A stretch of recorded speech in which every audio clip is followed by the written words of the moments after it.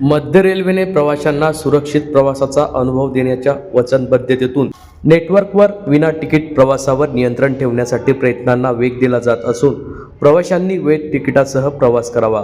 रेल्वेच्या महसुलाचे संरक्षण व्हावे याच उद्देशाने वाणिज्य विभागाने तिकीट तपासणी मोहीम व्यापक आणि सघन केल्या आहेत.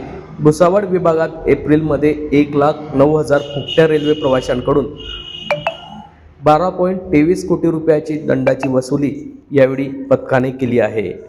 ही मोहीम विभागीय रेल्वे व्यवस्थापक पुनीत अग्रवाल, वरिष्ठ विभागीय वाणिज्य व्यवस्थापक अजय कुमार, सहाय्यक वाणिज्य व्यवस्थापक तिकीट तपासणी श्री पी.के. सिंग यांच्या नेतृत्वाखाली राबवण्यात आली असून भुसावळ विभागात मेल, एक्सप्रेस, प्रवासी व विशेष गाड्यांमध्ये नियमितपणे व्यापक तिकीट तपासणी मोहीम राबवल्या जात असून यापूर्वीच विभागाची सर्वोच्च मासिक कामगिरी मे 2025 मध्ये 11.20 कोटी रुपये नोंदवली गेली होती. आता एप्रिल 2026 मध्ये विभागाने 12.23 कोटी रुपये महसूल उत्पन्नाची नोंद केली आहे.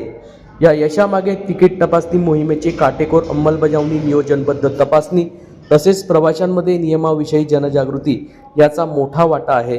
अनियमित प्रवाशाच्या 44,738 प्रकरणांमध्ये 2.18 कोटी, विना तिकीट प्रवाशांच्या एकूण प्रवासामध्ये 63,608 प्रकरणांमधून 6.70 कोटी, एकूण 404 बुक न केलेल्या सामान प्रकरणांमध्ये 50,000 रुपये दंड वसूल करण्यात आला आहे.